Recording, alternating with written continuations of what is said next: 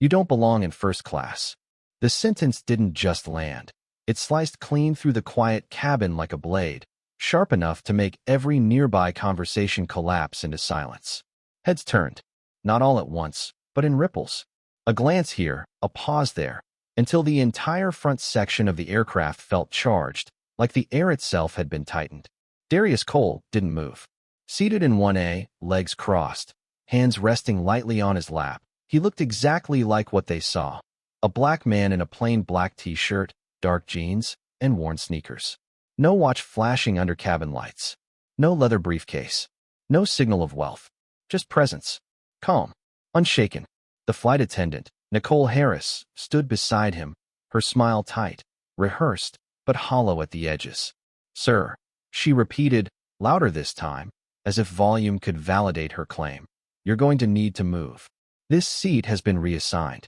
Darius lifted his eyes slowly, not rushed, not defensive, just deliberate. "Reassigned?" he asked, his voice even, measured like someone who understood every word mattered. Nicole didn't answer directly. Instead, she gestured vaguely down the aisle, toward economy. "We'll find you another seat. This section is reserved for priority passengers." The word priority lingered longer than it should have. It wasn't policy. It was judgment wrapped in softer language. Across the aisle, a woman in her late 30s, Emma Larson, paused mid-scroll on her phone. Her eyes flicked from Darius to the attendant, then back again. Something didn't sit right. A few rows behind, a young man leaned slightly into the aisle, already lifting his phone just enough to frame the moment without being obvious. Darius didn't acknowledge any of it. He reached into his pocket and pulled out his boarding pass. Clean, crisp, unfolded. "Seat 1A, he said, holding it up just enough for her to see. Nicole glanced at it for less than a second. Less than that, actually. Just enough to dismiss it. "That's not what I'm seeing on my system," she replied quickly, tapping her tablet with more force than necessary. "You'll need to step out of the seat now, so we can keep boarding on schedule." There it was. Again. Schedule. Efficiency. Words that sounded reasonable. Words that masked something else entirely. Darius tilted his head slightly, studying her. Not with anger, not with disbelief, but with a quiet kind of recognition. Like he had seen this moment before. Many times. "Check again," he said. No raised voice. No tension. Just a request that carried more weight than it should have. Nicole's jaw tightened. She tapped again. Scrolled. Paused. For a split second, her expression flickered. A hesitation. Then it was gone. "There's no record of your name in this cabin," she said flatly. "You need to move." A few passengers shifted uncomfortably. One man cleared his throat. Another looked away entirely, choosing silence over involvement. But Emma didn't look away. She leaned forward slightly, voice low but firm. "He just showed you the ticket." Nicole didn't respond to her. Didn't even look at her. Instead, she turned toward the galley. "Brian," she called. A second flight attendant appeared, younger, smug in a way that suggested confidence without experience. He took one look at Darius, then at the seat, and smirked. "Yeah, man," Brian said, arms folding casually. "First class isn't a free-for-all. You sure you're in the right place?" A soft chuckle came from somewhere behind them. Not loud, not bold, but enough. Enough to shift the atmosphere from tense to uncomfortable. Darius exhaled slowly, his gaze drifting toward the window for just a moment. Outside, the runway lights stretched into the distance, steady and unmoving. Predictable. Unlike this. He turned back. "Run my name," he said. Brian laughed under his breath. "We already did." But that wasn't true. Not completely. In the galley, a trainee, Mia Lang, stood frozen, her eyes locked on the tablet Nicole had been using moments earlier. She had seen it. The screen had shown his name. Seat 1A. Confirmed. Green check. And then gone. Deleted with 2 quick taps and a glance over the shoulder. Mia swallowed hard, her fingers tightening around the edge of the counter. This wasn't confusion. This wasn't a mistake. This was a choice. Back in the cabin, Nicole's voice sharpened. "Sir, if you don't comply, we'll have to." Involve security. That word landed heavier than the first. Security. It shifted the narrative instantly. From disagreement to threat. Darius didn't flinch. Didn't raise his voice. Didn't argue. He simply looked at her. Eyes steady. Expression unreadable. "You're making a mistake," he said quietly. Brian scoffed. No, you did. Walking up here like you belong. The sentence hung there, ugly in its simplicity. Across the aisle, Emma's phone was now fully raised. No hesitation anymore. This isn't right, she said louder now. He hasn't done anything. More eyes turned. More whispers. The cabin was no longer quiet. It was alive, buzzing with tension, uncertainty, and something else, something that felt like the edge of a shift. Darius noticed it. Not the phones. Not the whispers. The shift. He leaned back slightly into the seat, as if settling in, as if the chaos around him wasn't a disruption but a confirmation. His hand moved slowly, almost lazily, reaching into his pocket again. Not for the ticket this time. For his phone. Nicole noticed.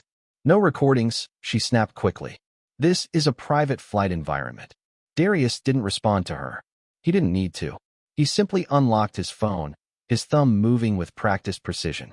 No rush. No panic. Just intention. Mia, still in the galley, took a step forward. Then stopped. Her voice barely a whisper. It was valid, she murmured to herself. But no one heard her. Not yet. Back in 1A, Darius brought the phone to his ear. One ring. That was all. On the other end, a voice answered immediately. Calm. Efficient. Prepared. Rachel. Darius's gaze didn't leave Nicole's face as he spoke. Log everything. A pause. Barely a second. Now. Nicole blinked. Brian shifted. Something about the tone, low, controlled, absolute, cut through the noise in a way shouting never could. Emma lowered her phone just slightly, her brow furrowing. The young man behind her leaned in closer, whispering, Yo, who is that? Darius ended the call. No explanation. No announcement. Just action. He placed the phone back in his lap and looked around the cabin, not as a passenger anymore, but as someone observing a system in motion. A system, revealing itself. Brian tried to laugh it off. You calling your lawyer or something? He joked, but it didn't land the way he expected. The humor fell flat, swallowed by the tension that now filled every inch of the cabin. Nicole straightened her posture, trying to regain control. Sir, this is your final notice. But even she didn't sound convinced anymore. Because something had changed. Subtle. Invisible. But undeniable. A man 2 rows back leaned forward, squinting at Darius's face. His expression shifted slowly from curiosity to recognition. Wait, he said under his breath. Then louder. Hold on. The cabin stilled again, but this time it wasn't forced. It was instinctive. I've seen him before. The man continued, eyes narrowing. He didn't finish the sentence. Not yet. But he didn't need to. Because in that moment, as eyes locked onto Darius with a different kind of attention, less judgment, more realization, the balance in the room began to tilt. And Darius Cole, still seated in 1A, still calm, still silent, didn't move at all. Because he knew something they didn't. This wasn't the conflict. This was the beginning of the collapse. The man 2 rows back did not finish his sentence, but the silence that followed carried it anyway. It spread faster than any announcement, quieter than any alarm, and far more dangerous. Recognition does not need volume. It only needs one pair of eyes to see clearly. Darius did not turn toward him. He did not acknowledge the shift. But he felt it. The cabin was no longer just watching. It was recalculating. Nicole sensed it too, even if she could not name it. Her posture stiffened, her grip tightening around the tablet like it could anchor her authority in place. Sir, she said again, but this time her voice lacked the sharp edge it had before. We need to resolve this now. Darius tilted his head slightly, studying her again, not as an opponent, but as a variable. You already made your decision, he said. The words were not loud, but they landed with precision. Nicole hesitated. Just a fraction. Enough for Brian to step in, trying to recover the narrative. Look, man, Brian said, forcing a casual tone that did not quite hold. You are holding up boarding for over 100 people. If you just cooperate, we can move on. Over 100 people. Numbers. Pressure. Framing him as the disruption instead of the response. Darius glanced briefly down the aisle. Passengers stood frozen between stepping forward and stepping back, caught in that uncomfortable space where silence feels safer than truth. But not all of them. Emma had not moved. Her phone was still raised, but now her eyes were sharper, more focused. He is not the problem, she said, her voice steady. You are. A few heads nodded. Not openly, not boldly, but enough to register. enough to chip at the illusion of control Nicole was trying to hold together. In the galley, Mia took another step forward, her heartbeat loud in her ears. She looked at Nicole, then at Darius, then back at the tablet still glowing in Nicole's hand. She knew what she had seen, and now she knew what it meant. "Nicole," Mia said quietly, her voice almost swallowed by the hum of the aircraft systems. Nicole did not turn. "Not now," she snapped under her breath. But Mia did not step back this time. "His name was there," she said louder now. The words cut through the air, clean and undeniable. Brian froze. Nicole turned slowly, her eyes locking onto Mia with a warning that needed no explanation. "You are a trainee," Nicole said, her voice low but firm. "You do not speak during escalation." Mia swallowed, but she did not break eye contact. "It was there," she repeated. The cabin shifted again, not with noise this time, but with weight. Truth has a way of settling into a room, changing its gravity. Darius watched it happen without moving, without reacting, because this was not about him proving anything. This was about them revealing everything. Brian let out a short laugh, but it sounded forced now. "She probably misread it," he said quickly. "Happens all the time." But no one echoed him. No one supported it. The silence that followed his words was heavier than any argument. Nicole turned back toward Darius, her expression tightening again, but now there was something else beneath it. Uncertainty. "Even if there was an error," she said, choosing her words carefully now, "we still need you to step out of the seat while we verify." Darius leaned back slightly, his posture unchanged, but his presence somehow larger now. "You already verified," he said. "You just did not like the result." A murmur moved through the cabin. Quiet, but alive. Nicole opened her mouth to respond, but before she could, a new voice entered the space. "What is going on here?" It came from behind them. Deeper, sharper, authority wrapped in impatience.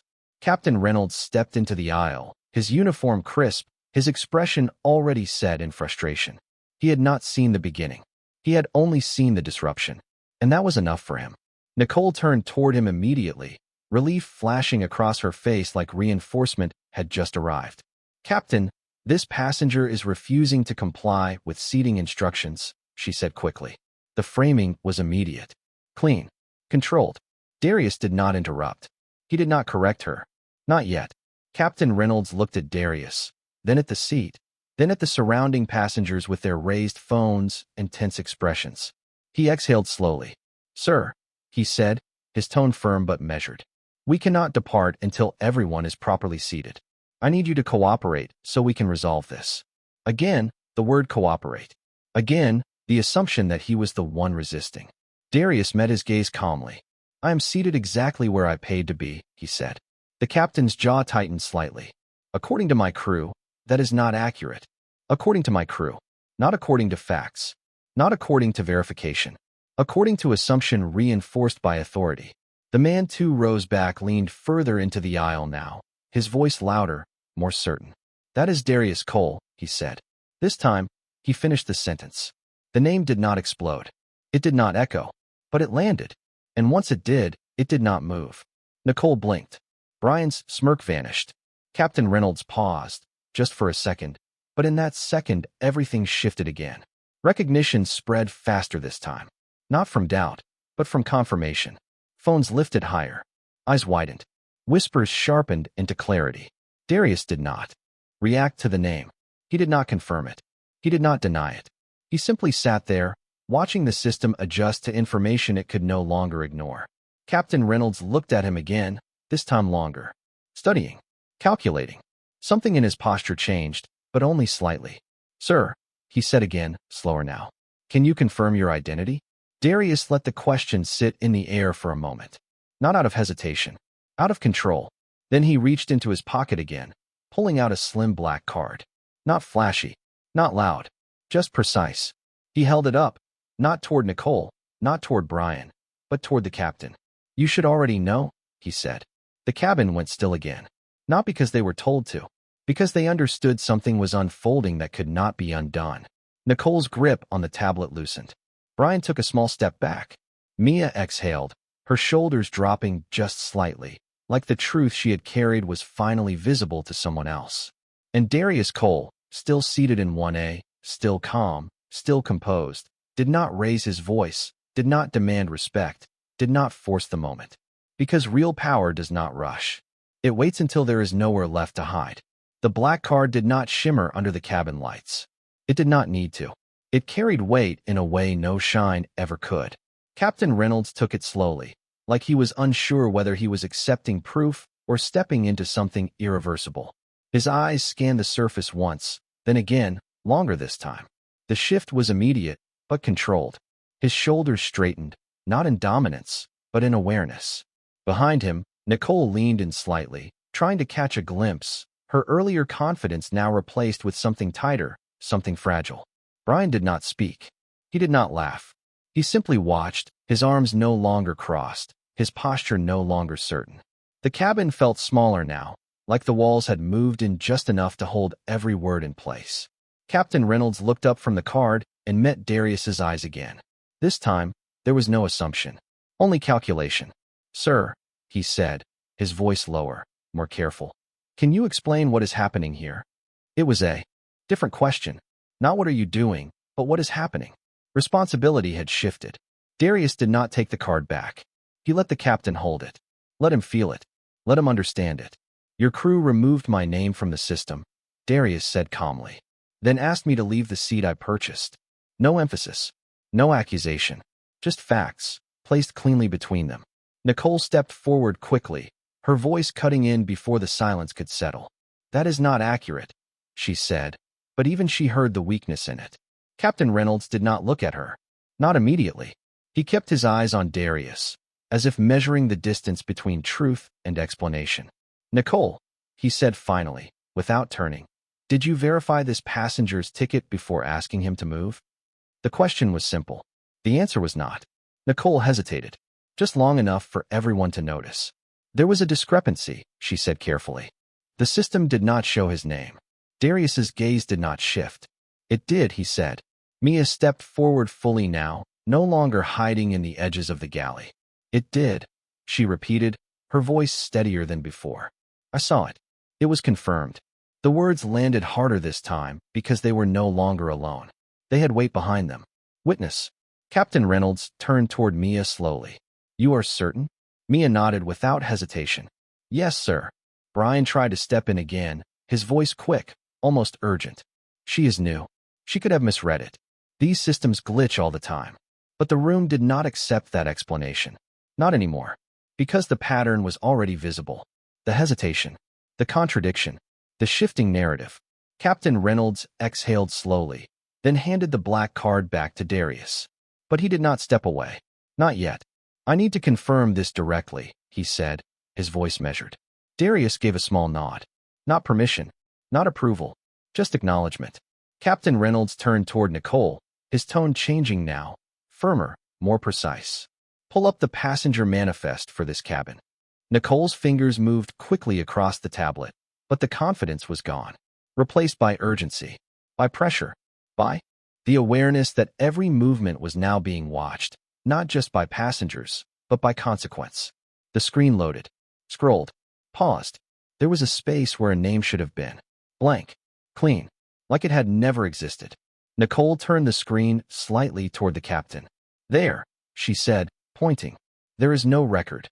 But even as she said it, the absence felt louder than presence. Because it did not explain what Mia had seen. It did not explain the boarding pass. It did not explain the card now resting in Darius's hand. It only revealed one thing. Something had been changed. Captain Reynolds studied the screen, then looked back at Darius. "Do you have any digital confirmation?" he asked. Darius did not answer immediately. Instead, he reached into his pocket again and pulled out his phone. The same phone. The same calm movement. But this time, the air around it felt heavier. He tapped once. The screen lit up. Then he turned it toward the captain. The boarding confirmation filled the display. Name. Seat. Timestamp. Verified. Not altered. Not missing. Present. Captain Reynolds leaned in slightly, his eyes scanning the details. The difference between assumption and proof was now visible in his hands. And it was not subtle. Behind him, Nicole's breathing shifted. Small, but noticeable. Brian took another step back, his earlier confidence dissolving into something quieter. Something uncertain.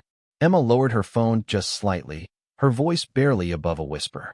They tried to erase him, she said. The words were not loud, but they carried. Because they were simple. And they were true. Darius lowered the phone slowly, placing it back in his lap. He did not press further. He did not repeat himself. He did not need to. The room had already moved. Captain Reynolds straightened, his expression no longer neutral. Not fully confrontational, but no longer balanced. "Nicole," he said, this time turning fully toward her. "I need an explanation." The words were controlled, but the shift was undeniable. Authority had turned direction.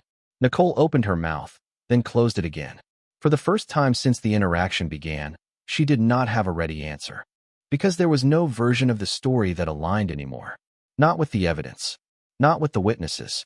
Not with the reality now unfolding in front of everyone. Brian looked at her, waiting, expecting something. But nothing came. Just silence. And in that silence, the structure they had built began to crack. Slowly, quietly, but completely. Darius watched it all without moving, without interrupting, without reacting, because this was the moment he had been waiting for. Not the reveal, not the confrontation, the collapse, the point where the system could no longer protect itself from its own contradictions. Captain Reynolds looked between them once more, then back at Darius. "Sir," he said, his tone now carrying something closer to respect than authority. "I believe we need to resolve this properly." Darius met his gaze, calm as ever. "You do," he said. Not a command, not a threat, just truth, placed exactly where it needed to be. And for the first time since the words, "You do not belong," had been spoken, the room understood something clearly. This was never about a seat. It was about who gets to decide who belongs. And that decision had just changed hands. The word properly did not sound like a solution. It sounded like a turning point, the kind that does not reverse. Captain Reynolds stood still for a moment longer, the weight of the situation settling across his shoulders in real time. This was no longer a routine boarding issue. This was exposure. And exposure does not shrink when ignored. It expands. Nicole felt it closing in. The space around her, once defined by authority and routine, now felt narrow, unstable. She adjusted her stance, her grip tightening again around the tablet as if it could restore something that had already slipped. "There must be a system error," she said quickly, her voice sharper now, reaching for control instead of holding it. It happens sometimes with last-minute updates.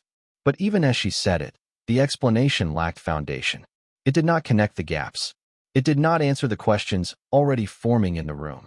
Brian nodded beside her, too fast, too eager. "Yes, that is probably it. A sync issue between systems." He looked at the captain, searching for alignment, for approval, for anything that would stabilize the moment. But Captain Reynolds did not respond immediately.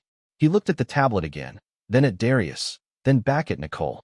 His expression had changed again, not softer, not harsher, just clearer. "Then we verify," he said. Simple, direct, no assumptions, no shortcuts. Nicole hesitated again. A second too long. "We already did," she insisted, but the words landed weakly now, like they were trying to hold weight they could no longer support. Mia stepped closer, her voice quiet but firm. "No, we did not." That sentence did not challenge authority. It replaced it. The cabin held its breath. Darius remained still, his posture unchanged, his eyes steady. But something inside the moment shifted again. Not visibly, not loudly, just enough. Captain Reynolds turned fully toward Nicole now. "Pull the full audit log," he said. The instruction was not optional. It was final. Nicole's fingers moved again, slower this time, each tap deliberate, each second stretching longer than it should have. The screen changed. Layers of data appeared. Timestamps, access logs, edits, deletions. The truth was not hidden. It had simply been ignored. Until now. Captain Reynolds leaned in, scanning the entries carefully. One line stood out. Recent. Precise. A deletion. Seat 1A. Passenger name removed. Timestamp just minutes earlier. During boarding. During the interaction. The silence that followed was heavier than anything before it. Because this time, it was not based on doubt. It was based on confirmation. Captain Reynolds straightened slowly, his eyes lifting from the screen to Nicole. There was no anger in them. Not yet. Just clarity. "You removed the record," he said. It was not a question. Nicole's lips parted, but no sound came out. Brian looked at the screen, then at her, then back again, as if hoping the information would rearrange itself into something safer. It did not. Emma lowered her phone just slightly, her voice steady. So he was never the problem. No one responded. Because no one could. The narrative had collapsed completely. And in its place, only truth remained. Darius watched the moment settle, not with satisfaction, not with triumph, but with recognition. He had seen this pattern before. Not just here, not just today, but years ago. Different place. Same tone. Same assumption. He was 24, standing at a gate in Atlanta, holding a valid ticket, listening to a gate agent explain that his seat had been reassigned. Not because of error, not because of policy, but because someone else looked more like they belonged. He remembered the feeling. Not anger, not even surprise, just clarity. The realization that systems do not always fail by accident. Sometimes they are guided. That memory did not weigh him down. It sharpened him. It stayed with him. And now, here, in this cabin, it completed itself. Captain Reynolds took a step back, his posture firm again, but different now. Grounded. Directed. "Nicole," he said, his tone no longer neutral. "You need to explain this immediately." The word immediately carried weight. Consequence. Nicole shook her head slightly, her composure cracking at the edges. "I thought," she began, then stopped. Because what she thought did not matter anymore. Not in this moment. Not with this evidence. Brian stepped in, his voice lower now, uncertain. "Maybe it was a mistake," he said, but even he did not believe it. Not fully. Not anymore. Mia stood still, her hands at her sides, her shoulders no longer tense. The truth had moved past her now. It no longer needed her to carry it alone. Darius leaned forward slightly, resting his forearms on his knees, his gaze steady on the captain. "This is not about a mistake," he said calmly. "This is about a decision." The words landed differently than anything before them, because they did not accuse. They defined. Captain Reynolds nodded once. Slow. Controlled. Understanding settling into place. "You are right," he said. Then he turned back to Nicole. "And decisions have consequences." The cabin did not erupt. It did not react loudly. But the shift was complete. Authority had changed direction. Accountability had entered the room. Nicole lowered the tablet slightly, her grip loosening, her posture no longer held together by certainty. For the first time, since the interaction began, she looked at Darius directly. Not with dismissal, not with assumption, but with awareness. And something else. Realization. But realization does not undo action. It only follows it. Brian stepped back fully now, creating space where he once tried to control it.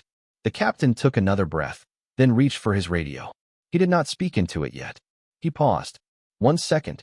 2. Measuring the moment. Because once spoken, the next step would not be reversed. Darius sat back again, calm as ever, his presence unchanged, his expression unreadable. He did not rush the moment. He did not push it forward. Because he understood something the others were just beginning to see. This was not the peak. Not yet. This was the point where truth became undeniable. And once truth reaches that point, everything that follows is no longer reaction. It is consequence.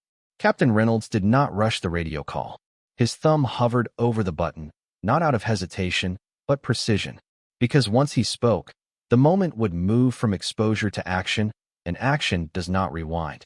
The cabin felt it. That pause. That breath between truth and consequence. Nicole saw it too, and for the first time, urgency replaced control. "Captain," she said quickly, stepping forward, her voice tighter now. "We can resolve this internally. There is no need to escalate." The word escalate landed with a different weight now. Not a solution. A warning. Captain Reynolds turned his head slightly, just enough to acknowledge her without giving her the floor. "It is already escalated," he said. Not loud. Not harsh. Just final. Brian shifted again, his earlier confidence gone entirely. "Maybe we can reassign the seat back," he offered, grasping for something, anything. "We can just fix it and move on." Fix it. Move on.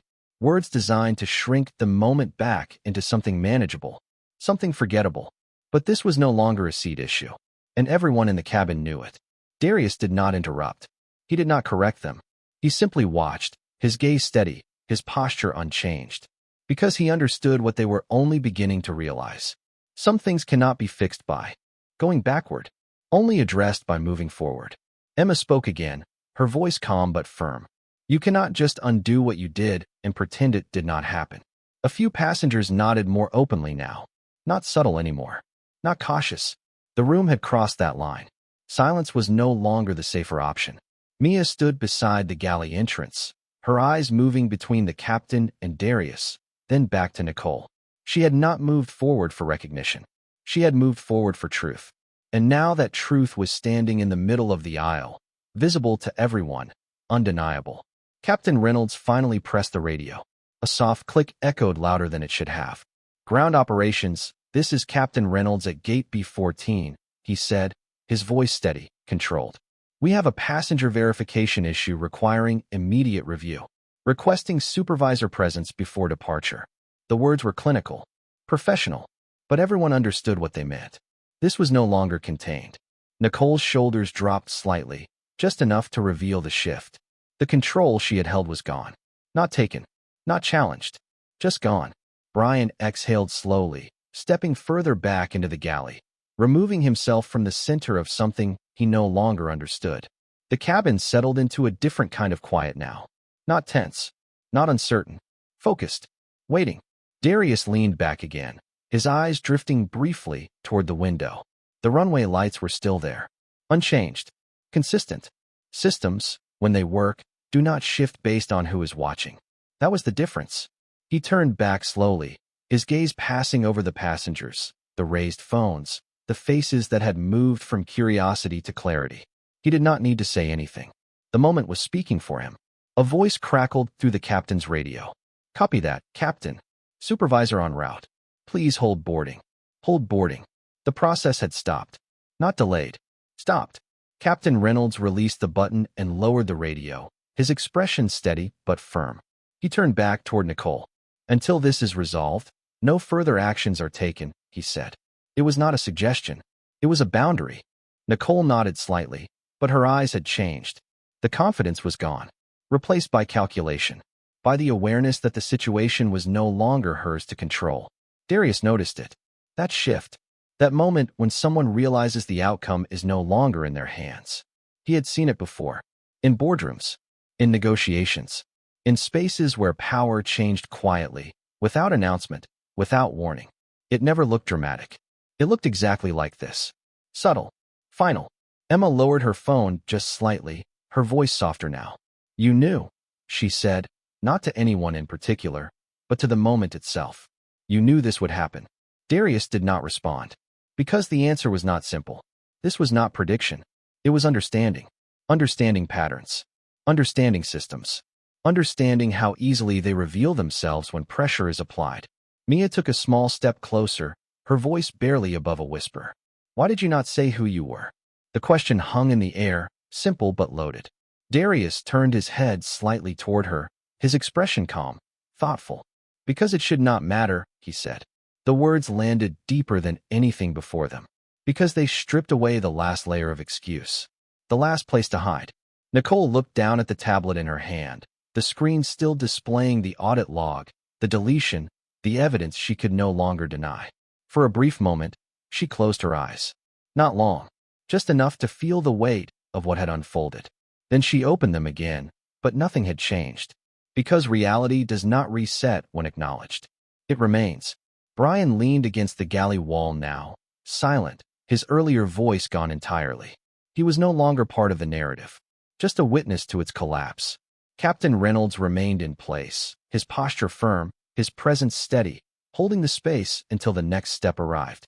Because this moment was no longer about discovery. It was about response.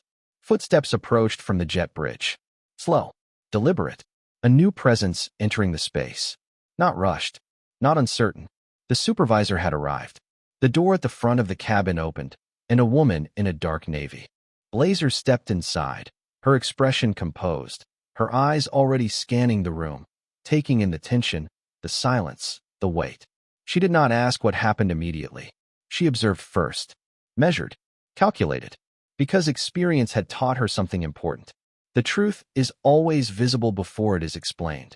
Captain Reynolds stepped toward her, speaking quietly but clearly, summarizing the situation in precise terms. Not opinions, not assumptions, facts. As he spoke, her eyes moved toward Darius. Not with dismissal, not with curiosity, but with recognition. Subtle, controlled, but there. And in that moment, the final shift began. Not loud, not dramatic, just inevitable. Because now, the system was no longer reacting to itself. It was about to answer to something greater. The woman did not rush forward. She stepped into the cabin like someone who understood that presence alone could shift a room. Her heels made a soft, measured sound against the floor, each step controlled, deliberate. She did not speak immediately. She did not need to. Her eyes moved across the aisle, taking in the raised phones, the frozen posture of the crew, the stillness of the passengers, and finally, Darius. When her gaze reached him, it paused. Not long, just enough. Recognition confirmed. Not assumed. Not guessed. Known. Captain Reynolds finished speaking, his voice low, precise, outlining the facts without embellishment. The deletion, the dispute, the confirmation. He did not defend his crew. He did not accuse them either. He simply placed the truth in front of her. She listened without interruption, her expression unchanged, but her focus sharpened with each detail. When he finished, she nodded once, slow and controlled. Then she stepped fully into the aisle. "Good afternoon," she said, her voice calm, professional, carrying easily without force. "My name is Angela Whitaker. I am the Regional Operations Supervisor." The title did not impress the room. The tone did, because it carried something deeper than authority. It carried accountability. She turned slightly toward Nicole first, her eyes steady, not harsh, not soft. "I need you to explain exactly what happened," she said. No accusation, no assumption, just expectation. Nicole opened her mouth, but the words did not come as easily this time. "There was a discrepancy in the system," she said, repeating the same explanation, but it sounded smaller now, less certain. Angela did not respond immediately. She simply looked at her for a moment longer, then shifted her gaze to Brian. "Were you involved in verifying the passenger manifest?" Brian hesitated. I relied on Nicole's system," he said. "Not denial, not confirmation, just distance." Angela nodded slightly, then turned to Mia. "You said you saw the confirmation," she said. Mia stood straighter, her voice steady. "Yes." The seat was assigned. It showed green. Angela held her gaze for a second, then gave a small nod. "Thank you." No judgment, no correction, just acknowledgement. Then she turned to Darius. Not quickly, not dramatically, just directly. The room seemed to lean with her movement. "Sir," she said, her tone respectful but grounded. "I would like to hear from you." Darius did not stand. He did not shift. He remained seated in 1A, exactly where this began, his presence unchanged by everything that had unfolded. "Your team removed my name from the system," he said calmly, "then asked me to leave the seat I paid for." Angela did not interrupt. She did not question the phrasing. She let the words settle, let them exist in the space without resistance. Then she turned back to Nicole. "Is that accurate?" The question was simple. The answer was not. Nicole's shoulders tightened. "The system did not show his name when I checked," she said, choosing her words carefully again. Angela tilted her head slightly, not in doubt, but in focus. "I did not ask what the system showed after you accessed it," she said. "I asked if his name was removed." The distinction was precise. Unavoidable. Nicole's silence answered before her words did. Angela did not push further. She did not need to. She turned toward Captain Reynolds. "Show me the audit log," she said. He handed her the tablet without hesitation. She scanned the screen quickly, efficiently, her eyes moving through the time stamps, the entries, the deletion. She did not react. Outwardly. But the shift was there. Subtle. Confirmed. She handed the tablet back. Then she stepped back half a step, creating space, not retreating, but repositioning. "We are not dealing with a system error," she said calmly. The words settled across the cabin like a line drawn clearly in place. "We are dealing with a decision." The same word Darius had used. But now it carried institutional weight. Not just observation. Confirmation. Brian looked down. Mia exhaled slowly. Emma's phone remained steady, capturing every second. Nicole stood still, her earlier confidence completely gone now, replaced by the quiet realization that the narrative had ended. Angela looked at her again, her voice still calm, still controlled. "Why was the record removed?" she asked. No raised tone. No pressure. Just a question that could not be avoided. Nicole's lips parted slightly. I thought, she began, then stopped. Because what she thought could not justify what she did. Not anymore. Angela waited. Not impatient. Not sympathetic. Just present. Giving space for truth to emerge without force. But silence filled that space instead. And silence, in this moment, was louder than any explanation. Angela nodded once, slowly. Then she turned back to Darius. Sir, she said, her tone steady. On behalf of the airline, I apologize for what has occurred. The words were clear, direct, but they did not attempt to close the moment. They did not attempt to soften it. They acknowledged it. Darius met her gaze, his expression unchanged. He did not nod. He did not respond immediately. Because apology, without accountability, is only sound. Angela seemed to understand that. She did not move on. She did not shift the focus. Instead, she reached into her jacket pocket and pulled out her phone. Not hurried, not dramatic, just deliberate. She tapped once, then held it to her ear. This is Angela Whitaker, she said, her voice precise. I need corporate oversight on an active compliance issue at Gate B14. Immediate review required. The words were simple, but the effect was immediate. Corporate oversight. The phrase moved through the cabin like a second wave. This was no longer internal. No longer contained. The system was now answering to itself at the highest level. Nicole's posture shifted again, her shoulders lowering slightly, not in relief, but in recognition. Brian stepped further back into the galley, fully removed now, no longer part of the interaction. Captain Reynolds remained still, his role now supportive, not directive. Mia stood quietly, her earlier tension gone, replaced by something steadier. Validation.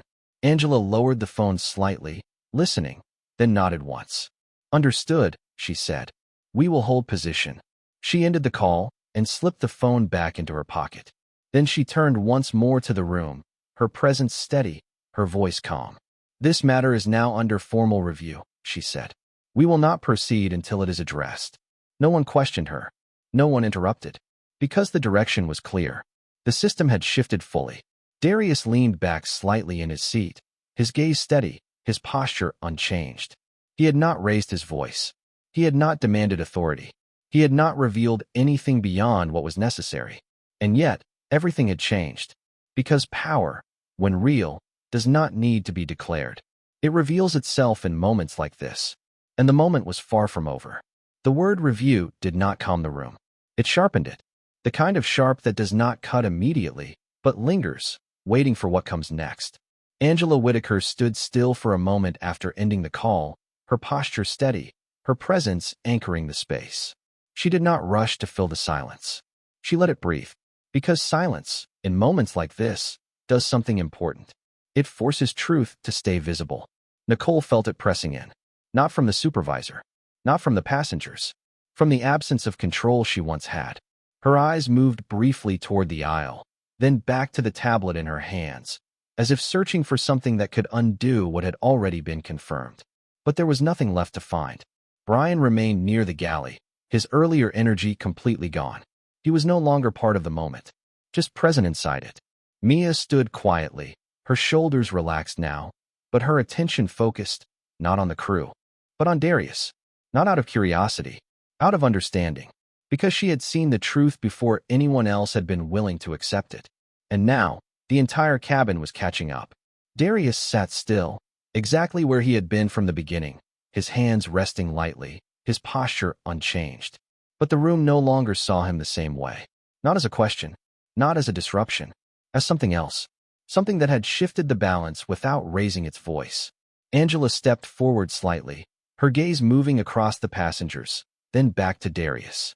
We are waiting for confirmation from corporate, she said calmly. Until then, nothing proceeds. The instruction was simple, but it carried weight.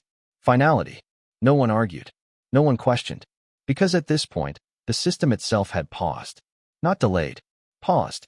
Emma lowered her phone just slightly, her voice quieter now, more reflective. It was never about the seat, she said. The words settled differently this time. Because now, everyone understood them. A man near the aisle nodded slowly. Another passenger leaned back in his seat, his earlier tension replaced by something closer to realization. The moment had moved beyond reaction. It had become something else. Recognition. Angela turned her head slightly, her eyes landing once more on Nicole. "You will remain here," she said. Not a request. Not a suggestion. A directive. Nicole nodded, her voice gone. Because there was nothing left to explain. Not without contradicting what had already been proven. Not without stepping further into something she could not control. Captain Reynolds stood beside Angela now, his presence steady, supportive, but no longer leading. He understood the shift. This was no longer his command. This was accountability moving upward. The intercom above the cabin gave a soft tone, then went quiet again. Even the aircraft itself seemed to hold still, as if aware that movement would break something that needed to remain intact just a little longer. Darius leaned forward slightly, resting his forearms on his knees, his gaze steady but distant for a moment. Not distracted. Reflective. The past does not disappear. It waits. And sometimes, it returns in moments like this. Not to reopen wounds. To close them. He remembered another flight. Years ago. Same aisle. Same tone. Different faces. The same quiet judgment wrapped in policy. He had not argued then either. Not because he could not. Because he understood something even back then. That arguing with a broken system does not fix it. It exposes it. And exposure takes time. Time he had spent building something far greater than a seat on a plane. Angela's phone vibrated softly in her pocket. She reached for it immediately, not hurried, but precise. The room shifted again, subtle but noticeable. Every eye moved, not dramatically, but with focus. This was the moment. She answered the call without stepping away. "Angela Whitaker," she said. Her voice remained calm, but the attention in the room sharpened instantly. She listened, not interrupting, not reacting, just receiving. A few seconds passed, then a few more. Then she nodded once. "Understood," she said, proceeding as instructed. She ended the call and slipped the phone back into her pocket. Then she turned slowly, first to Captain Reynolds, then to Nicole, then finally to Darius. The order mattered, because it reflected the shift. Authority, responsibility, truth. "Corporate has confirmed the identity and booking," she said clearly. The words did not surprise the room, but they solidified everything. There was no longer any space for doubt. No room for reinterpretation. Just fact. Nicole's eyes lowered slightly, not in shame, but in recognition. The final piece had been placed. Brian looked away entirely, no longer able to face the center of the moment. Mia exhaled slowly, her shoulders settling fully now. The truth she had spoken was no longer just heard. It was validated. Angela took one step closer into the aisle, her voice still calm, but carrying a different kind of weight now. "This situation is no longer a misunderstanding," she said. "It is a violation of policy and conduct." The words landed firmly. Not aggressive, not emotional, just clear. Captain Reynolds nodded slightly, his posture firm, aligned. The structure of authority had fully shifted. And then Angela turned to Darius. Fully. Directly. No hesitation. No delay. "Mr. Cole," she said. She used his name. Not a title. Not a label. Recognition. "We will correct this immediately." Darius met her gaze, calm as ever. He did not nod. He did not speak. Because correction was only the first step, not the resolution. Angela seemed to understand that. She turned back toward Nicole, her tone unchanged, but her words now carrying consequence. "You will step away from the cabin," she said. The instruction was clear. Immediate. Nicole did not argue. She did not defend herself. She simply nodded once, slowly, then turned and stepped toward the galley. Not rushed. Not dramatic. Just removed. Brian followed without being told. The space they left behind felt different instantly. Lighter. Clearer. Like something that had been pressing down had finally lifted. Angela remained in place, her attention still on Darius. "We will complete a full review of this incident," she said. "And appropriate actions will follow." The words were formal, structured, but the moment around them was anything but routine. Darius leaned back again, his gaze steady, his voice quiet but clear when he finally spoke. "Make sure it does," he said. Not a demand, not a threat, just a line drawn where it needed to be. Angela held his gaze for a moment, then gave a small nod. "It will," she said. And for the first time since the beginning of this moment, the room felt something shift that was not tension, not uncertainty, not pressure. Something closer to balance. Not complete, Not finished, but real. Because the system had been seen. And once seen, it could no longer pretend to be invisible. The space left behind by Nicole and Brian did not close immediately. It lingered, like the outline of something that had just been removed, but not yet forgotten. The cabin remained still, but it was no longer tense in the same way. The tension had shifted into something quieter, something deeper. Accountability does that. It does not explode. It settles.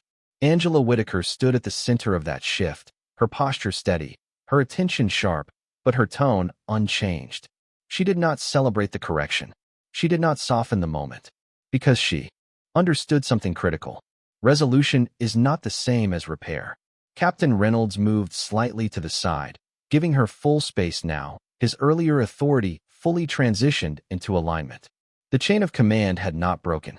It had clarified. Darius remained seated in 1A, exactly where everything began, but the meaning of that seat had changed completely. It was no longer a position being questioned. It was a position that had exposed everyone else. Angela turned slightly toward the cabin, her voice calm but clear. "Boarding will remain paused for a few more minutes," she said. "We appreciate your patience." The words were routine, but the moment was not. Passengers nodded, not out of politeness, but understanding, because they had seen something most people only hear about. And once seen, it cannot be unseen. Emma lowered her phone fully now, her expression thoughtful, her earlier intensity softened into reflection. "This should not have needed to happen," she said quietly. No one disagreed. Mia stood near the galley, her hands relaxed at her sides, but her eyes still focused. She had not stepped forward for attention, but now she was part of the moment whether she wanted to be or not. Angela turned her gaze toward her briefly, offering a small, almost imperceptible nod. Not praise, recognition. Because speaking truth in a room that is not ready for it requires something most people do not carry. And that had been seen. Then Angela turned back to Darius. The room followed her attention again, not because they were told to, but because they understood that whatever came next would matter. "Mr. Cole," she said, her voice even, grounded, "your seat has been fully restored. We will ensure no further interruptions occur during this flight." The words were precise, corrective, but they stopped short of finality. Darius met her gaze, his expression unchanged, his presence steady. He did not respond immediately, because what had happened was not limited to a seat. And both of them knew that. "That is expected," he said calmly. Not dismissive, not confrontational, just clear. Angela nodded once, accepting the response without resistance. She did not defend the company. She did not offer explanations that would dilute the moment, because she understood something else. When trust is broken in real time, words do not rebuild it. Actions do. She reached into her pocket again, pulling out a small notepad this time. "Not for show, for record. We will be conducting a full internal audit following this incident," she said. "All relevant logs, personnel actions, and passenger feedback will be reviewed." The language was formal, structured, but the meaning behind it was direct. This was not ending here. It was expanding. Captain Reynolds nodded slightly, his gaze moving briefly toward the front of the aircraft, then back. He understood the implication. This was no longer about a single interaction. This was about a system being examined from the inside out. A quiet voice came from 2 rows behind. "About time," an older man said, not loudly, but clearly enough. A few passengers murmured in agreement. Not dramatic, not loud, but present. The room had moved beyond observation. It had formed opinion. Angela heard it. She did not respond to it, but she acknowledged it internally. Because feedback, when it comes unfiltered, reveals more than any report ever could. Darius leaned slightly back into his seat again, his gaze moving briefly across the cabin. Not scanning, not judging, observing. The way he always had. The way he learned to long before this moment. He remembered boardrooms where decisions were made quietly, without voices like his present. He remembered doors that did not open until he built his own. He remembered the first time someone told him he did not fit the image, and how that image had slowly changed. Not by permission, by persistence. Angela closed the notepad and slipped it back into her pocket. Then she turned once more toward the aisle, her posture steady, her presence still anchoring the space. "We will resume boarding shortly," she said. The statement was simple, but it marked a shift. Movement returning. Process restarting. But not unchanged. Never unchanged. Captain Reynolds stepped forward slightly, his voice calm over the cabin intercom. Ladies and gentlemen, thank you for your patience. We will be continuing the boarding process momentarily. The tone was professional, but beneath it was something else. Awareness. Because even he understood that what had just happened would not be forgotten when the plane took off. Emma sat back in her seat, placing her phone down slowly, her eyes still fixed forward. People think this stuff is exaggerated, she said quietly to the man beside her. It is not. He nodded once, his expression serious. No, he said. It is not. Mia took a small step back toward the galley, returning to her position, but not to the same place she had been before. Something had shifted in her too. Confidence, not in authority, but in truth. And that kind of confidence does not disappear. Angela took one final look around the cabin, her eyes moving deliberately, confirming that the space had settled, that the tension had transitioned into something stable. Then she stepped slightly to the side, signaling that the process could continue. Darius remained still for a moment longer, his hands resting lightly, his gaze forward. The seat beneath him was the same. The aircraft was the same. The destination had not changed. But the journey had already become something else entirely. Not because of where he was going, because of what had been revealed before he even left the ground. And as the first passengers began to move again, slowly, cautiously, as if stepping back into a space that had just been redefined, one thing was clear to everyone who had witnessed it. This was never just about getting on a plane. It was about who gets told where they belong. And for the first time in a long time, that answer had been challenged in real time. Boarding resumed, but it did not return to normal. Not completely. The movement was slower, more deliberate, as if each passenger stepping into the aisle understood they were walking through something that had just been exposed, not resolved. The quiet conversations that followed were not about destinations or schedules. They were about what had just happened, replayed in fragments, in whispers, in the kind of tone people use when they realize they witnessed something real. Darius remained seated, his posture unchanged, his gaze forward, but his awareness extended across the cabin. He did not need to look to know the attention had not left him. It had simply shifted. From doubt to recognition. From curiosity to understanding. Angela Whitaker stood near the front, her presence still steady, her role not yet finished. She did not return to the jet bridge. She did not step away. Because this moment, even as it appeared to settle, was still unfolding beneath the surface. Captain Reynolds moved toward the cockpit briefly, then returned, his expression composed but thoughtful. He glanced once toward Darius, not as an authority checking compliance, but as someone acknowledging a shift he had witnessed and understood. The door remained open behind him, a small detail that reflected something larger. Nothing was being hidden anymore. Mia resumed her position in the galley, but her movements carried a new precision, a new awareness. She checked overhead bins, assisted passengers, but her attention remained sharper, as if the moment had recalibrated how she saw her role. Not just service, responsibility. Emma leaned back in her seat, her phone resting in her lap now, the recording complete, but the impact still present. She glanced toward Darius again, then shook her head slightly, not in disbelief, but in clarity. They really thought no one would notice, she murmured. The man beside her responded quietly. They did not think it mattered. That difference lingered in the air. Because it was not about whether someone would see. It was about whether it would be acknowledged. And today it had been.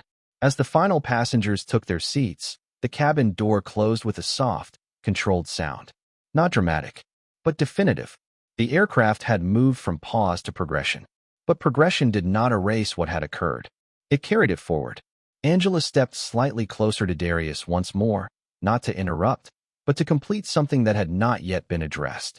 Mr. Cole, she said quietly, ensuring her voice did not carry beyond what was necessary. Corporate has requested a direct report from me before departure clearance. Darius turned his head slightly toward her, his expression neutral, attentive. They should, he said. The words were simple, but they carried expectation. Angela nodded once. They are also requesting to speak with you directly, if you are willing. Darius considered that for a moment. Not because he needed to decide whether he could. Because he understood when to. Timing mattered. After we land, he said. Angela did not question it. She simply nodded again. Understood. The exchange was brief, controlled, but it carried more weight than any earlier confrontation. Because now, the conversation had moved beyond the cabin, beyond the flight, into something larger, something structural. Captain Reynolds's voice came over the intercom once more, calm and steady. Ladies and gentlemen, we are preparing for departure. Please ensure your seat belts are fastened and your electronic devices are set to airplane mode. The tone was familiar, routine, but beneath it was something new. Awareness does not disappear once it enters a space. It changes how everything sounds. The aircraft began to move slowly away from the gate, the motion smooth, controlled, but symbolic. Transition. Forward movement. Darius rested his hand lightly on the armrest, his gaze drifting briefly toward the window as the terminal lights began to slide past. The reflection of the cabin flickered faintly against the glass, a layered image of where he was and what had just happened. He did not smile. He did not relax. Because this was not a victory. It was a revelation. And revelations do not end in applause. They continue in consequence. Angela returned to her position near the front, her phone already in her hand, preparing to deliver the report she had promised. Her voice remained low, controlled, but every word would now carry the weight of what had been witnessed. Not interpreted, not softened, documented. Mia glanced once more toward Darius, then back to her duties. She did not speak. She did not need to, because something had been confirmed for her as well. That silence, when broken at the right moment, does not create chaos. It creates clarity. Emma looked down at her phone, then back up again, her expression thoughtful. This is going to go everywhere, she said quietly. The man beside her nodded. It should, he replied. But Darius did not react to that.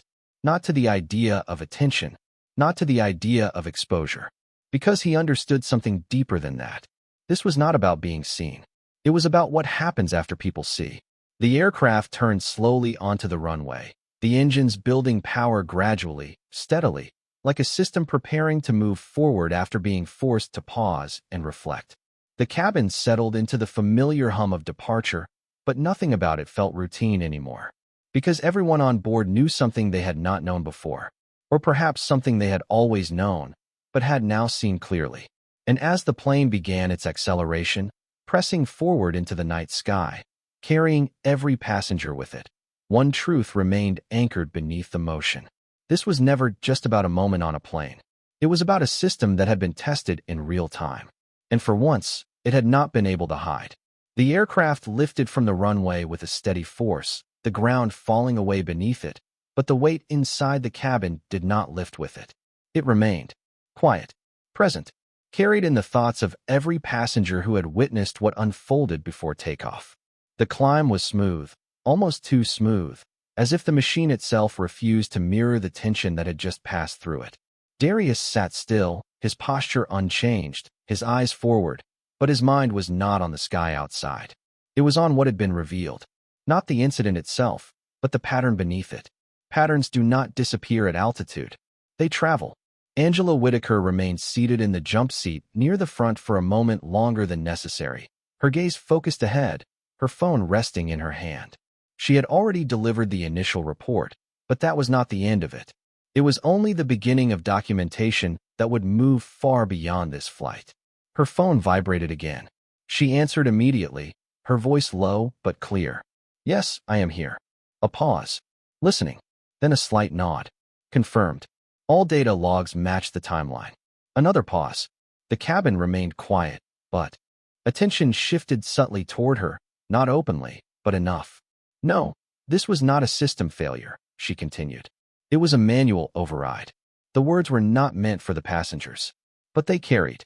Because truth, once spoken, does not stay contained." Darius did not turn. He did not react. But he heard it. Of course he did. And he understood what it meant. The difference between failure and intention. One can be forgiven. The other must be addressed. Angela ended the call and exhaled slowly, just once, before placing the phone down. Not relief. Focus. Because now, the next phase had begun. The aircraft leveled slightly as it continued its ascent, the seatbelt signs still illuminated, holding everyone in place. A forced stillness. The kind that gives space for reflection whether you want it or not. Emma looked out the window briefly, then back toward the front of the cabin. They are going to have to answer for this, she said quietly.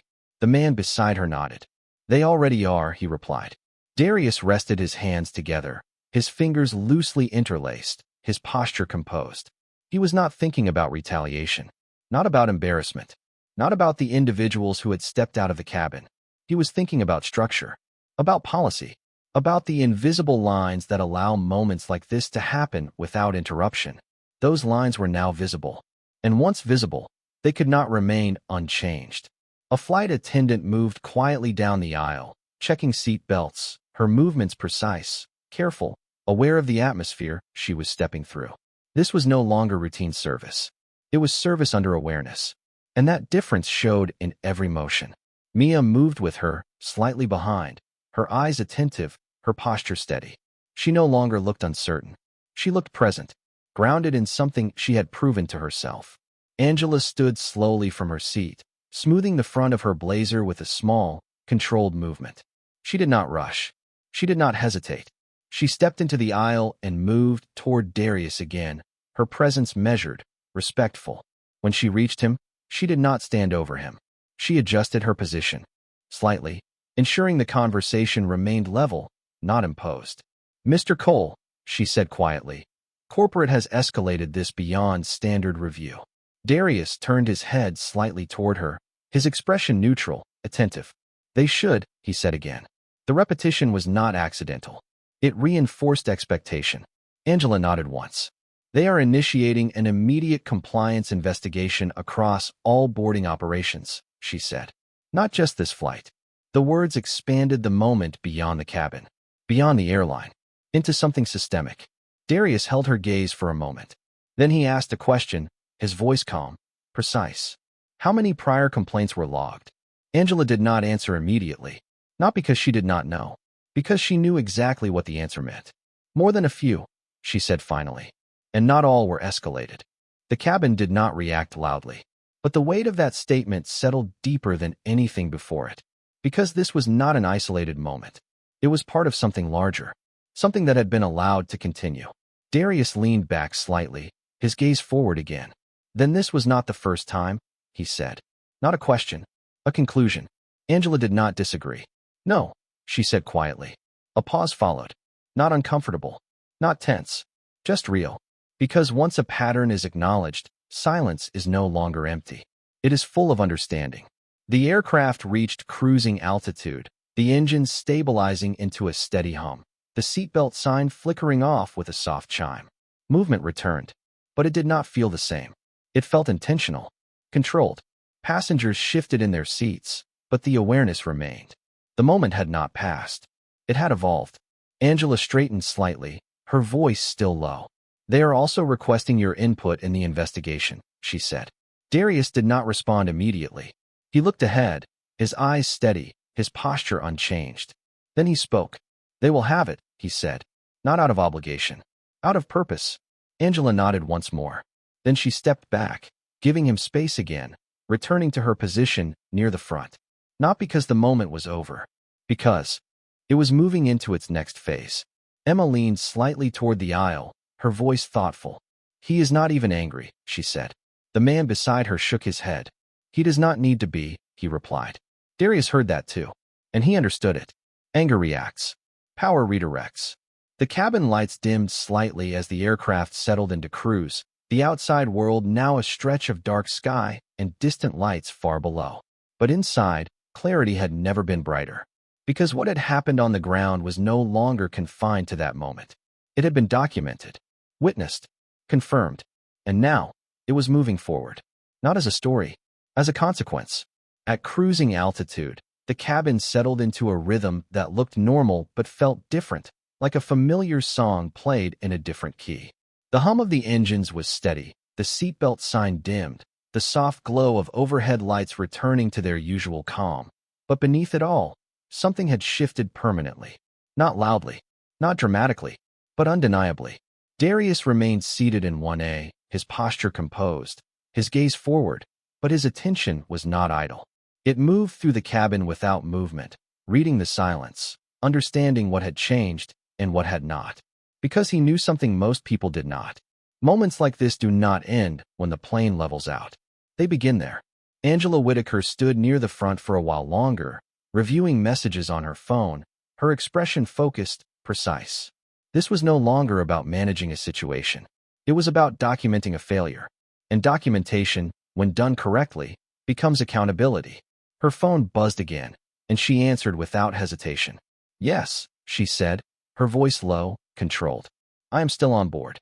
She listened, her eyes briefly shifting toward Darius, then back ahead. Yes, he is here.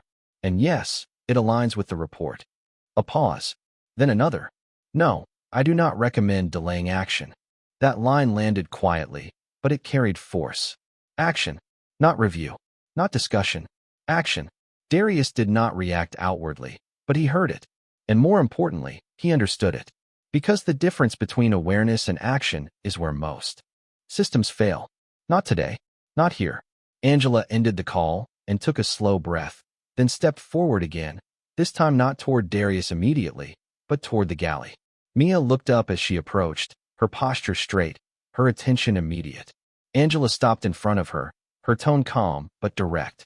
I need you to write a statement after the flight, she said. Everything you saw? Exact details.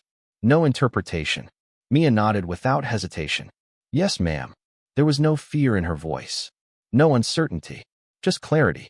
Because she knew now that truth, when supported, does not isolate you. It protects you.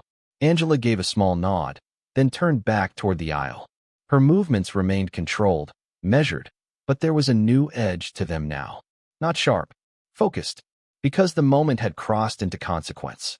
Darius leaned back slightly, his gaze drifting toward the aisle as a flight attendant approached with a service cart. Her movements were careful, respectful, but not distant. She paused near his seat, her voice soft. Can I offer you something to drink, sir? The question was simple, routine, but the tone carried awareness. Not fear. Not overcompensation. Just respect. Darius looked up at her briefly. Water is fine, he said. She nodded and handed him the glass, her movements steady, then continued down the aisle. No hesitation. No tension. Just professionalism restored. But now, it meant something different. Emma watched the interaction quietly, then leaned back into her seat. It should always be that simple, she said under her breath. The man beside her nodded. It should, he replied. But both of them knew it was not. Not always. Not until something forces it to be. Angela returned to Darius once more, her presence still composed, but her tone slightly more direct now. Mr. Cole, she said, corporate has initiated immediate administrative action regarding the crew involved. Darius turned his head slightly, his expression unchanged. Define administrative action, he said. His voice was calm, but precise. Angela did not soften the answer. They have been removed from duty pending investigation, she said. Access to operational systems has been suspended. The words were formal, but their meaning was clear. Immediate consequence. Not delayed. Not hidden. Darius held her gaze for a moment, then nodded once. Not approval. Acknowledgement. Because this was not about punishment. It was about correction. And correction requires more than statements. It requires change. Angela continued, her voice steady. There will also be a full review of decision-making protocols during boarding procedures, she said, specifically regarding discretionary overrides. Darius's eyes narrowed slightly, not in anger, but in focus. Good, he said, because that is where it started. Angela did not disagree. Yes, she said. A brief silence followed, but it was not empty. It was filled with alignment. For the first time, both sides of the moment were no longer opposing forces. They were looking at the same problem, from the same angle. And that is where real change begins. The cabin continued its quiet movement, passengers adjusting, conversations resuming in low tones, but the awareness never left. It had embedded itself into the atmosphere, into the behavior, into the understanding of everyone present. This was no longer just a flight. It was a record. Mia moved through the galley with renewed precision, her actions steady, her focus clear. She was no longer questioning what she had seen. She was part of ensuring it would not happen again. Captain Reynolds stepped out briefly from the cockpit, his posture relaxed but attentive. He glanced toward Darius, then toward Angela, then back again. The look was brief, but it carried something important. Recognition, not a status. Of truth. He returned to the cockpit without a word, because none were needed. Darius took a small sip of water, then set the glass down carefully. His movements remained controlled, deliberate. He was not distracted.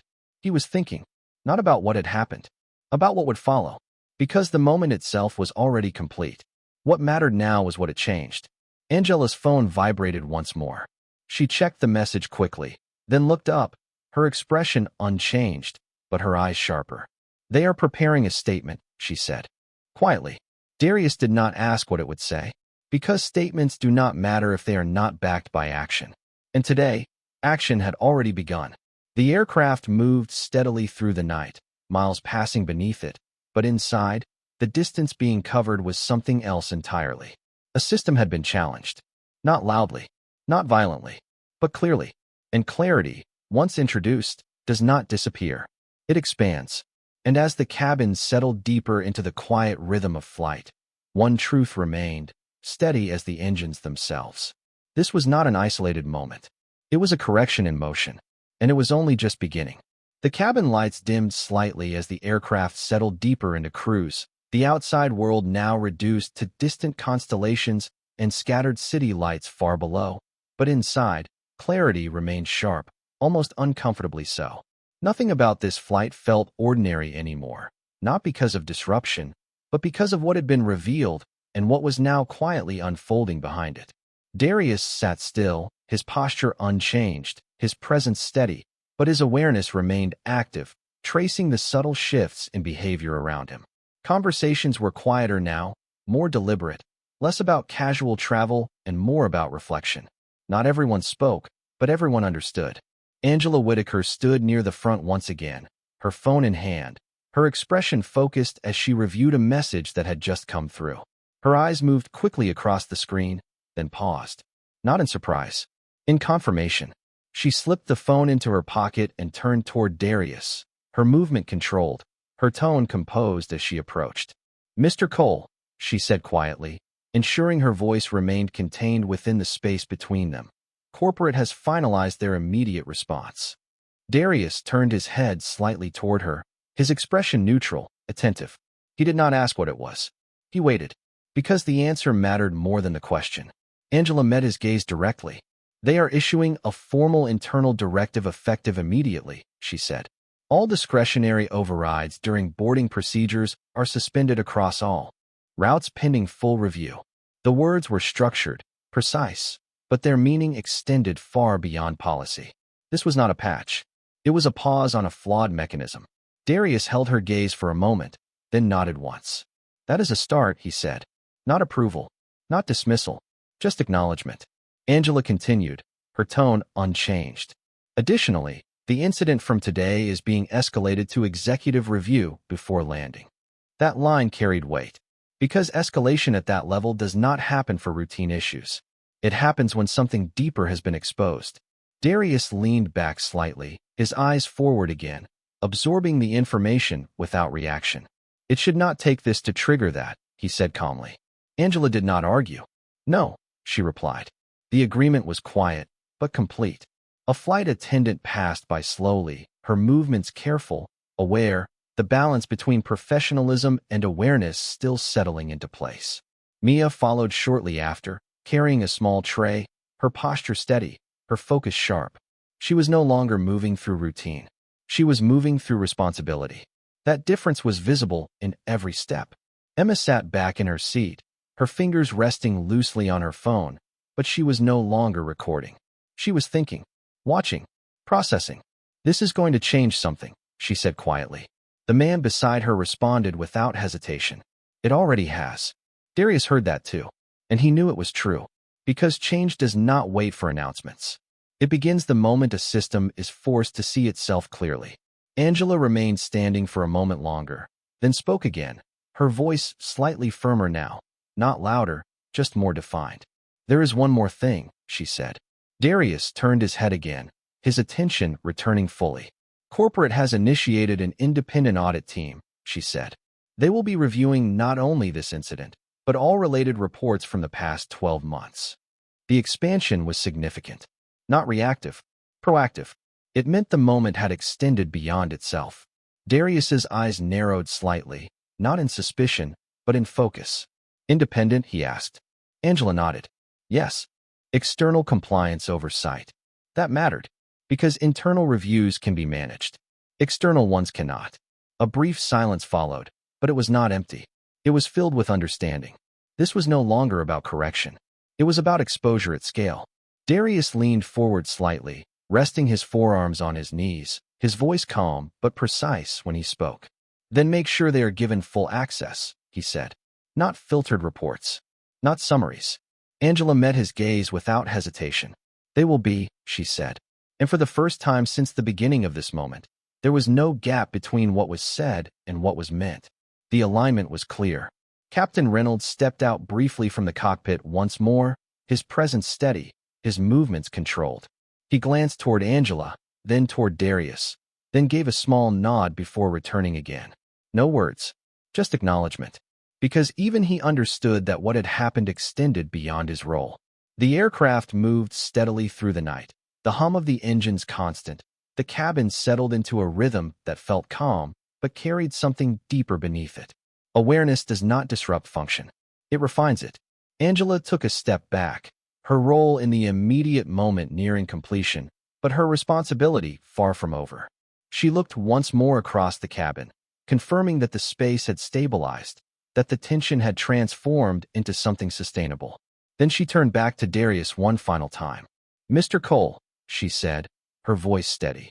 You will receive a direct report within 48 hours. Darius nodded once. I expect it sooner, he said calmly. Angela allowed a small, almost imperceptible shift in expression. Not disagreement. Recognition. Understood, she said. She stepped away after that, returning to her position, her posture still composed, her focus already shifting to the next phase of responsibility. Darius leaned back once more, his gaze drifting briefly toward the window, where the sky stretched endlessly beyond, silent and vast. But his thoughts were not on the distance ahead. They were on what had been set in motion behind. Because moments like this do not end when the plane lands. They expand.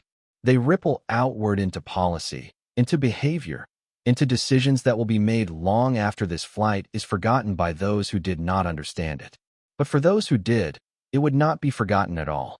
It would become reference, standard, expectation. And as the aircraft continued forward, cutting cleanly through the dark sky, carrying every passenger with it, one truth remained steady beneath the motion. This was not a correction of a mistake. It was the exposure of a system. And once exposed, it could no longer operate the same way again.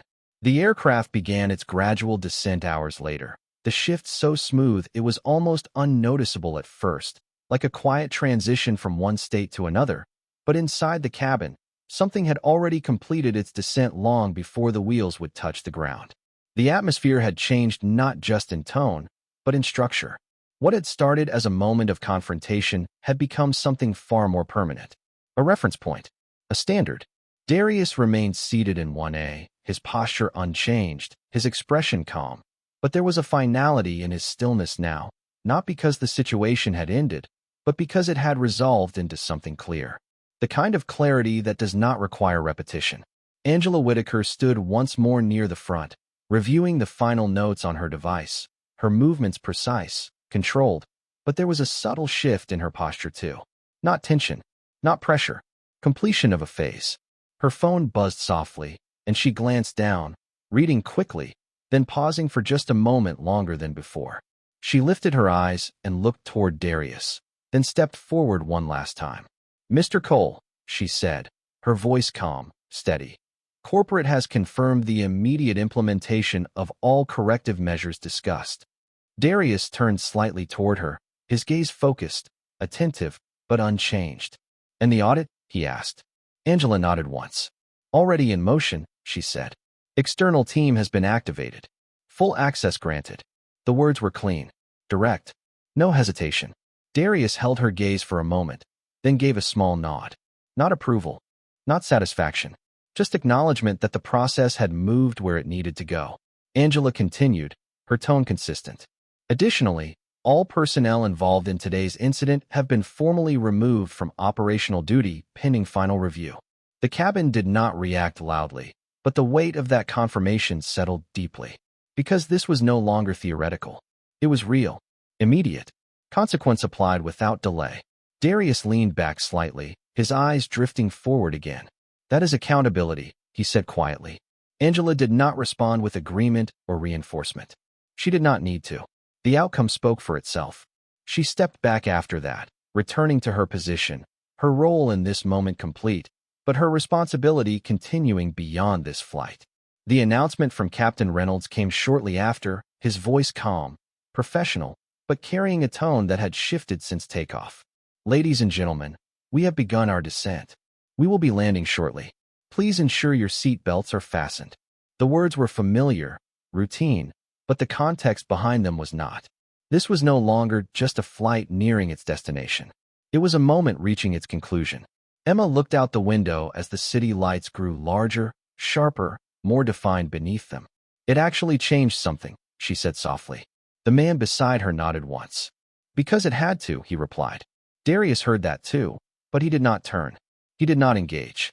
Because this was never about proving something to the people around him. It was about something much deeper. Something structural. The aircraft lowered further, the ground rising to meet it, the movement steady, controlled, inevitable. Inside the cabin, everything felt aligned in a way it had not at the beginning. Not perfect, not resolved entirely, but corrected in direction. Mia stood near the galley once more, her hands resting lightly at her sides, her posture grounded. She was no longer the uncertain observer. She was part of the change, not because she had authority, but because she had chosen truth when it mattered. And that choice had altered the outcome. Angela remained still. Near the front, her attention forward, but her awareness still extended across the cabin. She did not need to watch closely anymore. The moment had already defined itself. Captain Reynolds guided the aircraft smoothly toward the runway, the landing gear lowering with a soft mechanical sound, the final stage approaching. Darius adjusted slightly in his seat, his movements minimal, controlled, as always. He was not preparing for arrival. He was already there, mentally, structurally, in the outcome that had been set in motion.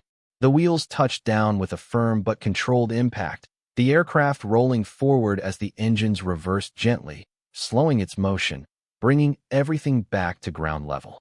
But what had happened on this flight would not return to ground level. It would move forward. It would spread. It would become policy, training, awareness. The plane taxied toward the gate, the cabin quiet, reflective, the moment settling into memory, but not fading. Not here. Not now. As the aircraft came to a complete stop and the seatbelt sign turned off, there was a pause before anyone stood. Not hesitation. Recognition. Then movement began, slow, respectful, as passengers gathered their belongings. But no one rushed past the moment they had just experienced. Angela stepped into the aisle once more, her presence still composed, but now lighter, not from relief, but from completion. She turned toward Darius one final time. Mr. Cole, she said, her voice steady. Thank you for your patience. Darius looked at her, his expression calm, unchanged, but his words carried the final weight of everything that had unfolded.